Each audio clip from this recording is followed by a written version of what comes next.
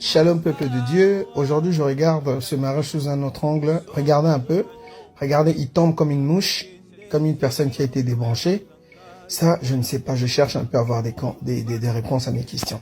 Alors, on va essayer d'analyser la vidéo du début à la fin, voilà, là le monsieur tombe, il n'y a personne qui vient le secourir, voilà, recommençons la vidéo, voilà, déjà il y a 4 personnes, c'est-à-dire 2 habillés en blanc, 2 autres encore en blanc. Comment vous pouvez faire entrer une personne comme ça avec des bougies ou je ne sais quoi dans la salle comme ça? Autre chose, la personne au milieu, à côté il y a des gens, c'est comme si c'était un secte. Ça me rend fou.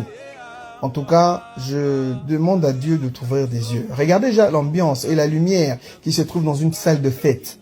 Ça, ce n'est pas une lumière qui se trouve dans une salle de fête. Ce n'est pas une lumière qui se trouve dans une salle de mariage. Ça m'a tiqué. Regardez le monsieur qui est à côté. La même personne que je vois à sa gauche et à sa droite, c'est la même personne qui était debout. Quand la personne est tombée, la personne l'a regardé sans même bouger d'un pas. Et regardez, il y a combien de personnes. Comment vous pouvez présenter des gens comme ça, présenter des gens comme ça dans une salle de mariage? Il y a quelque chose qui sentait mauvais. En tout cas, faites attention dans les fêtes où on t'invite. Ils sont partis, ils ont accompli leur mission.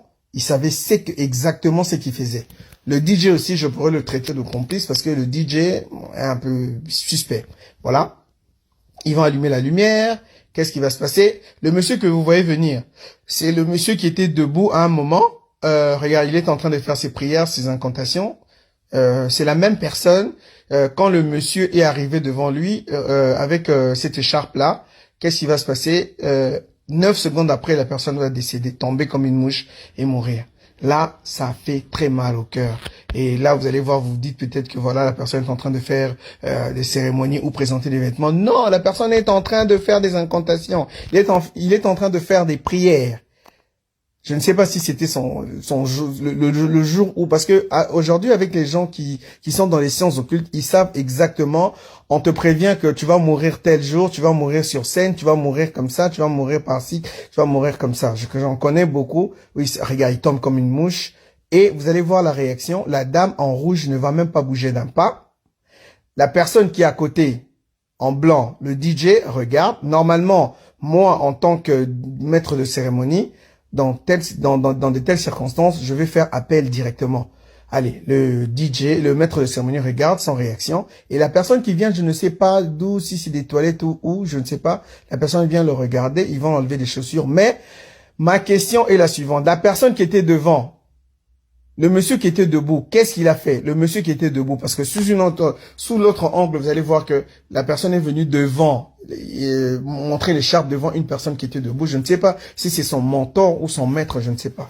Regardez, il y a des gens qui regardent à distance. Au lieu d'intervenir, ils vont se mettre à filmer. Ils vont se mettre à filmer. C'est comme s'ils savaient qu'il y a quelque chose qui se préparait. Voilà. Regardons attentivement. Mon frère, ma sœur, je t'interpelle. Dans une fête que tu ne connais pas, ne mets pas tes pieds. Avant de partir dans une fête, fais une prière. Tu dis, mon Dieu, montre-moi un peu l'état spirituel de cette fête-là.